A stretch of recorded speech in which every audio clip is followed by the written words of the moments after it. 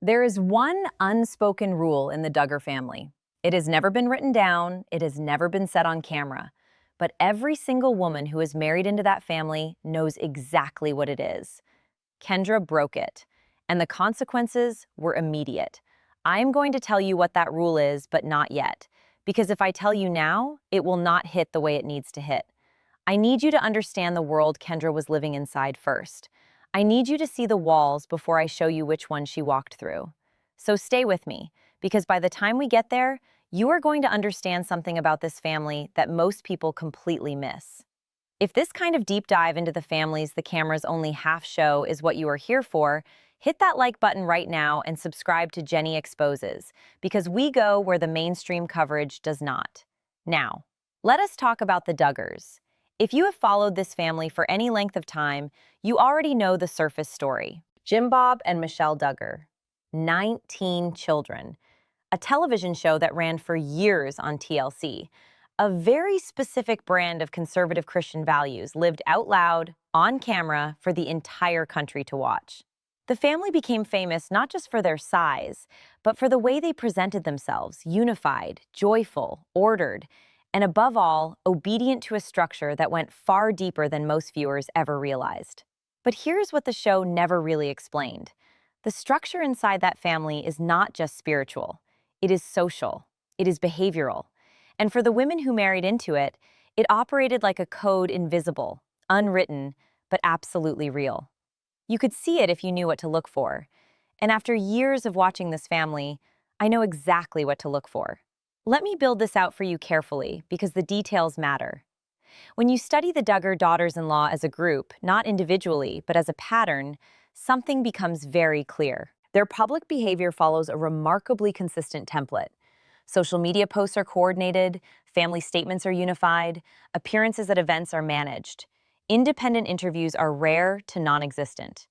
When one wife speaks to the press, she speaks in a way that aligns perfectly with the family's approved narrative. When one wife posts on Instagram, the content fits within a clearly defined aesthetic and ideological frame. Now, you might say, well, that is just what you do when you marry into a large, media-prominent family. You adapt. You become part of the brand. And that is partially true. But this goes further than typical family branding. This is a behavioral framework, and it has specific, observable rules. Smile always. That one is obvious. You will not find a single photo from any Duggar family event where a daughter-in-law looks anything other than perfectly composed and cheerful. Even during the darkest chapters of this family's public life, there have been several women who maintained that presentation. Agree publicly. If the family takes a position on something, a public event, a controversy, a statement the daughters-in-law, do not contradict it. Not directly, not subtly, not even through silence. Their agreement is visible and consistent. Defer visibly. Watch the family videos. Watch the interviews. The pattern of who speaks, who defers, who takes up space, and who recedes into the background is not random.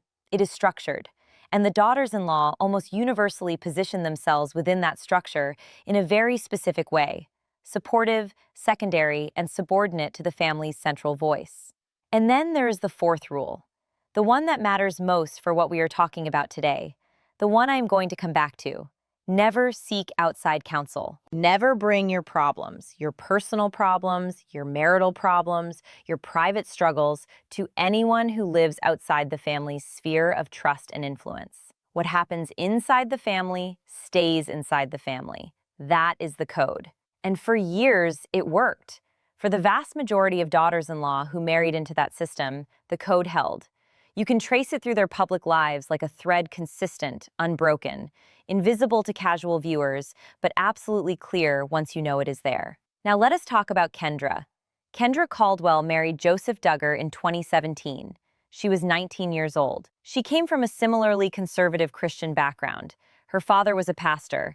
Her upbringing was structured around the same broad values the Duggar family publicly champions. On paper, she was the perfect fit.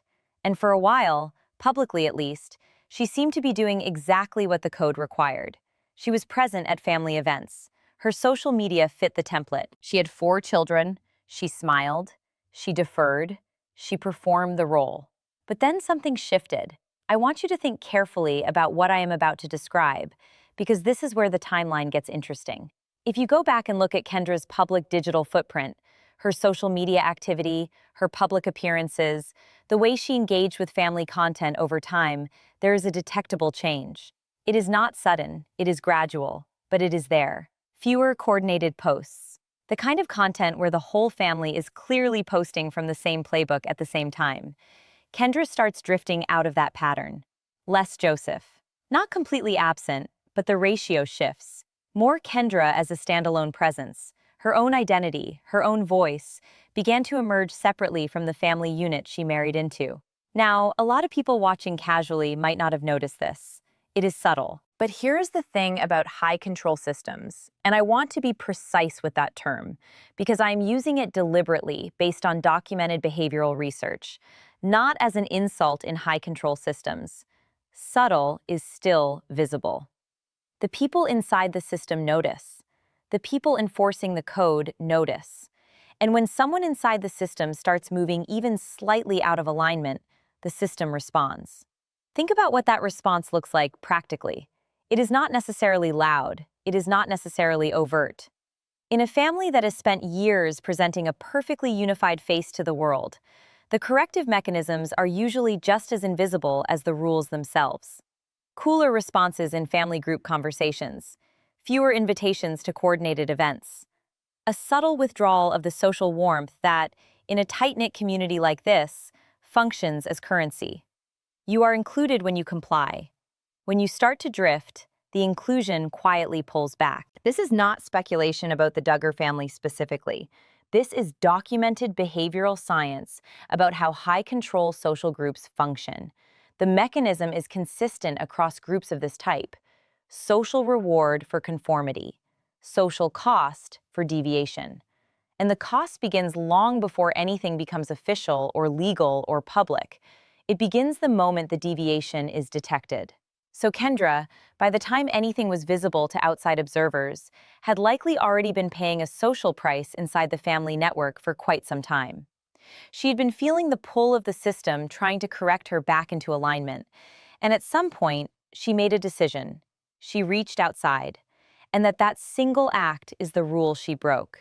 Here is the rule. Are you ready? Because this is the moment I told you I would tell you, and the context is everything now.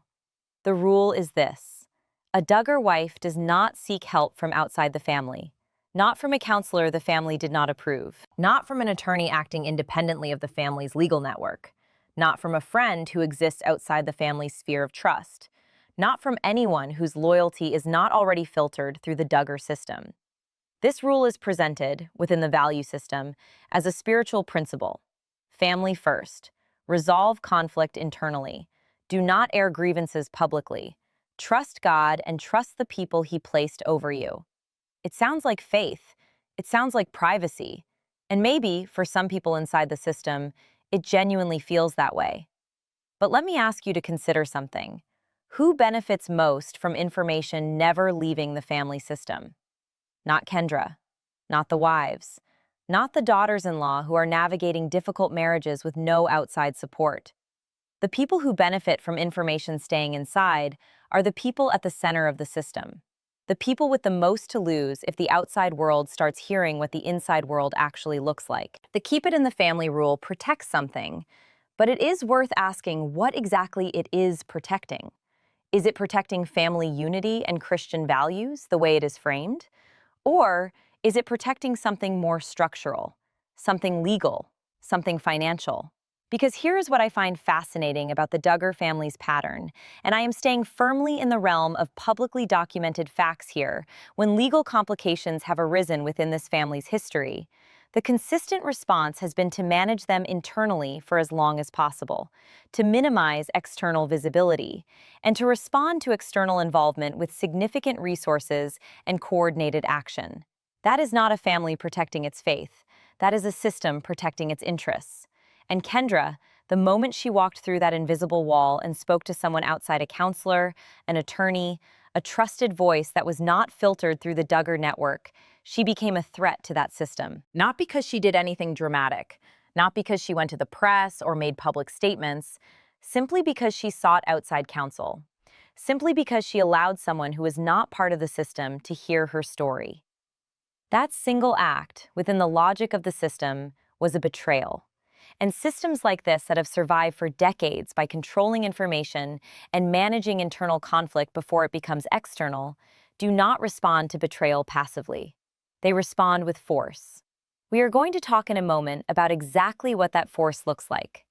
We are going to reconstruct, using everything that is publicly available, what the sequence of events looks like from the moment Kendra broke the rule to the moment this situation arrived in a courtroom.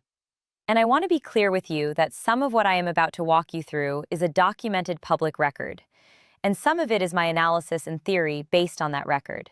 I will tell you which is which. I always do. Because the last thing I want is for you to walk away from this video with something presented as fact that is actually my interpretation. But the interpretation is important, because the facts alone do not tell the full story. The facts need context, and the context is everything we have built together in this first half of the video. So do not go anywhere. We are just getting to the part where everything becomes clear. Let me take you inside a courtroom. Now, before I do, I need to be completely transparent with you, because that is the only way this channel works, and the only reason you should trust anything I say. What I am about to describe is a speculative narrative reconstruction, a fan theory dramatization built from publicly available information, documented behavioral patterns, and logical extrapolation. It is not a transcript. It is not a verified account of what was said. It is a theory, presented as a theory, designed to help you visualize the mechanics of what publicly documented events suggest may have happened. I will step back out of the narrative when it is done, and we will analyze it together. But I want you to feel the weight of this moment, not just understand it intellectually. So stay with me. Picture a courtroom, not a dramatic Hollywood courtroom, a real one. Fluorescent lights, uncomfortable chairs, the quiet procedural machinery of a legal system that does not care about your family's television legacy or your carefully managed public image. Just two sides, a judge, and the truth being pulled slowly into the light. Kendra's attorney stands. Mrs. Duggar, when did you first speak to someone outside your immediate family about the difficulties in your marriage? Kendra is quiet for a moment.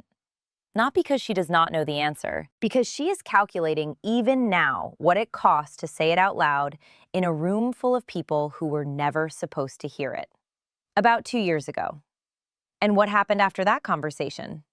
Another pause, smaller this time. Things changed at home very quickly. Changed how? I was told that what happens in our family stays in our family, and that going outside was a betrayal. The judge makes a note, do not look up, just write. And that word betrayal hangs in the air of that fluorescent lit room like it has been waiting years to be said in public, because it has. Now let us step back out of the theory and talk about what that scene represents, because this is where I think most coverage of this situation gets it fundamentally wrong. Most people reporting on Kendra and Joseph Duggar are focused on the surface-level drama. Who said what the legal filings say, what the family's official response has been. And those things matter. I am going to get to them, but they are not the story. They are the symptoms. The story is the system that produced those symptoms. And to understand the system, you have to understand something about how high-control environments handle the moment when one of their members reaches outside. Here's what the behavioral research tells us. And again, I am not applying this as a specific accusation against any individual member of this family. I am describing a documented pattern that applies to environments of this type.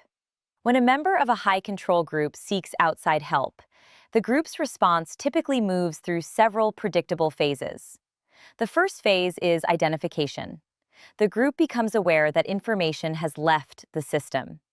In a family as tightly networked as the Duggars, where communication flows through established channels and where anyone who speaks to an outsider is likely to be noticed, this identification happens quickly. Someone talks. Someone hears about it. The network activates. The second phase is assessment. How much information is left? Who has it? What can it be used for? This is where the legal and financial infrastructure of the group becomes relevant. Families with resources and the Duggar family have resources, both financial and in terms of legal connections built over decades of public life, begin quietly assessing their exposure. The third phase is response. And this is the phase that most people see because it is the phase that becomes visible.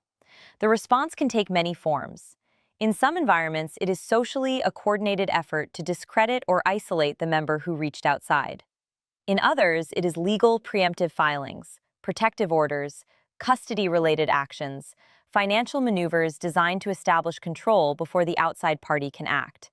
In many cases, it is both simultaneously. What I want you to notice is that by the time any of this becomes public, by the time there are court documents that journalists can access, by the time there are legal proceedings that become part of the public record, the system has already been operating for months, sometimes years. The visible legal action is not the beginning of the response. It is the escalated middle of it. The beginning happened quietly, inside the family network, long before any of us knew to look. Now, let us talk about what is actually documented in the public record around Kendra and Joseph Duggar's situation. And let me be precise about what I am drawing from and what I am interpreting. What is publicly documented is this. Kendra and Joseph Duggar's marriage has shown visible signs of strain that are detectable through the public record.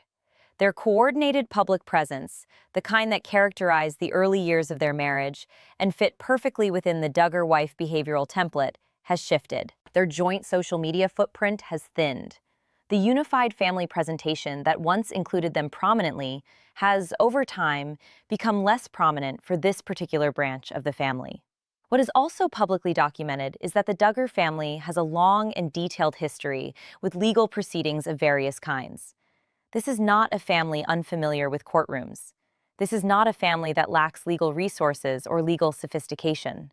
When legal mechanisms have been available to the Duggar family network, they have used them. That is a documented fact.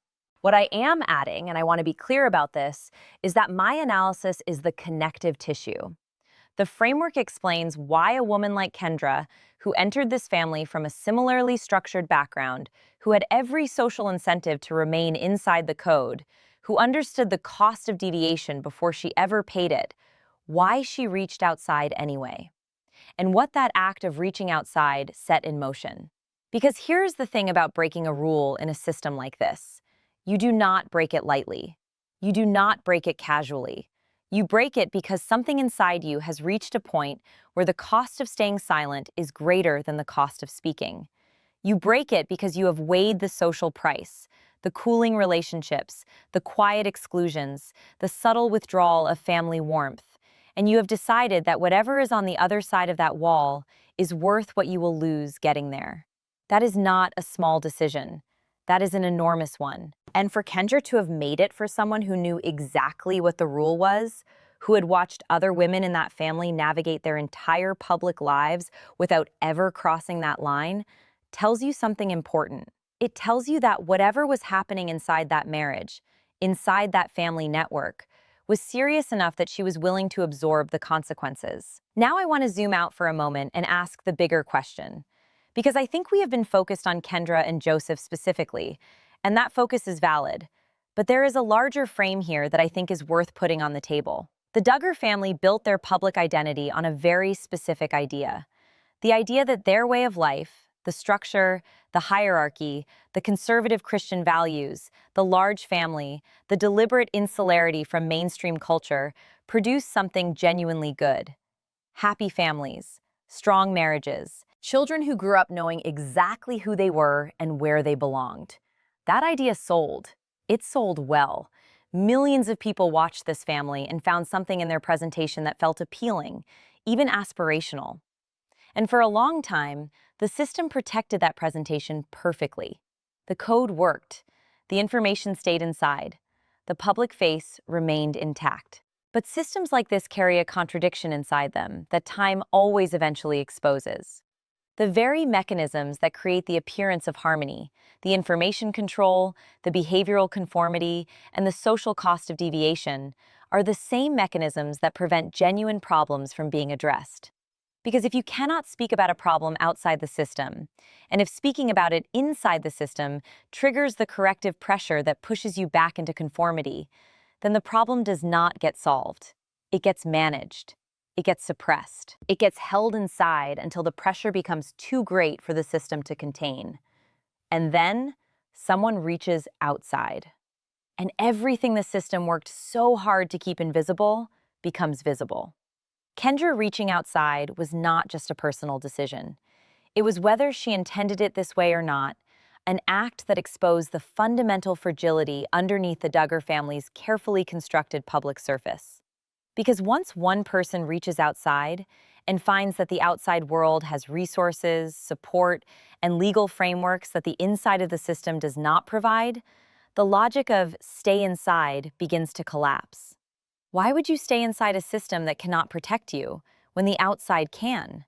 That is the question the Duggar family's legal and social infrastructure is now, in my analysis, desperately trying to prevent other members of the network from asking. Because once that question gets answered, once it becomes clear that reaching outside works, that it results in support and resources and legal standing, the information control that the whole system depends on begins to erode. Kendra did not just break a rule. She demonstrated that the rule could be broken. And in a system built on the belief that the rules are absolute, that is more dangerous than the breach itself. Now I want to talk to you directly for a moment. Because I have been building this analysis, and I want to know what you think, not what the tabloids think, not what the family's official statements say, what you think. If you were in Kendra's position inside that system, having signed up for it voluntarily at 19 years old, having built 4 years and 4 children into a life constructed entirely within those walls, what would the one thing be? The one moment, the thing that finally made you decide that the cost of reaching outside was worth paying? Was it a specific incident? A pattern of behavior that finally crossed a line you had not even known existed until it was crossed? A conversation with someone inside the family that made you realize the system was never going to change from within? Or was it something quieter? A slow accumulation of small moments that eventually added up to something you could not carry alone anymore? I genuinely want to know. Drop it in the comments below. And I mean that not as a content farming exercise, not just to boost the algorithm, but because understanding that moment is understanding everything. That moment when someone inside a system like this decides that the outside is worth the risk is the most humanly important moment in this entire story. It is the moment where Kendra stops being a character in the Duggar family narrative and becomes a person making the most significant decision of her life. Tell me what you think that moment was for her, and tell me what yours would have been. Because here is what I have learned from doing this kind of analysis. The audiences who follow these families, who have watched these shows and followed these stories for years, often understand the human dynamics better than the journalists covering them. You have been paying attention. You have noticed things. You have connected dots that the official coverage never connects. And your instincts about what is really happening are often sharper than you give yourself credit for. So use the comments section. That is what it is there for. Now let me bring this full circle because I want to leave you with the thing that I think matters most about this entire situation. The Duggar family spent years building a brand around the idea that their system worked, that the rules, the hierarchy, the insularity, the behavioral code produced something worth having. And for the people on the outside looking in, it was convincing enough that millions of people tuned in week after week to watch it. But a system is only as strong as its ability to handle the moment when it fails. And the Duggar system, for all its sophistication, for all its resources, for all its decades of practice at managing information and controlling narratives, could not handle this. It could not handle one woman deciding that her story was worth telling outside the walls they had built around it. That is what Kendra did. That is what her act of reaching outside means, in the largest frame. She decided her story belonged to her, not to the family, not to the code, not to the presentation that millions of people watched on television and thought they understood. To her. And the system responded exactly the way systems like this always respond when their control is challenged. Not with grace, not with flexibility, not with a kind of genuine accountability that might actually resolve the problem. With force, with legal mechanisms, with the resources of a family that has spent years building infrastructure designed precisely for moments like this one. The question now, the question that I am going to be tracking closely and bringing back to you on this channel, is whether that force is going to work this time. Whether the system is going to succeed in suppressing what Kendra set in motion, or whether this is the moment where the Duggar family's carefully maintained public surface finally, irreversibly, cracks. Because here's what history tells us about systems like this. They are extraordinarily good at surviving the first breach. They have resources, they have infrastructure, they have decades of practice. But they are not good at surviving what the first breach makes possible, the second one, and the third. And the moment when the people still inside look at what happened to the person who reached outside, and instead of seeing a cautionary tale, they see a door. Kendra opened the door. Whether anyone else walks through it is the story I am watching now. And I will be back with more when there is more to bring you. So here's what I need from you right now. And I am serious about this. If you have watched this far, if you have stayed through the full analysis, through the theory, through the framework, you are exactly the kind of viewer this channel exists for. You are not here for gossip. You are not here for surface-level drama. You are here because you want to actually understand what is happening, why it is happening, and what it means beyond the headlines. So subscribe right now. Hit that button. Because the next video goes deeper, we are going into the specific legal mechanisms being deployed in this situation, what they reveal about how the Duggar family's legal strategy has evolved over time, and what the outcome of those mechanisms is likely to mean for everyone still inside the system. That is a video you do not want to miss. And if you are not subscribed, there is a real chance the algorithm does not show it to you. Hit the like button if this video gave you something to think about. Not just because it helps the channel, though it does, but because it tells me that this kind of deep, careful, structured analysis is what you want more of. And I will keep making it as long as you keep telling me it is worth making. Share this video with one person, just one. Someone who has watched the Duggars, who has followed this story, who has maybe had a gut feeling that there was more happening beneath the surface than anyone was saying out loud. Send it to them. Because this conversation gets richer the more people are having it. And drop your answer in the comments. What would your breaking point have been? What is the one thing that would have made you reach outside? I read every comment on this channel, not my team, me. Because the people watching are the reason the analysis gets sharper, and I do not take that for granted. Kendra broke the rule. The system responded. And the story is not over. I am Jenny. This is Jenny Exposes, and we will see you in the next one.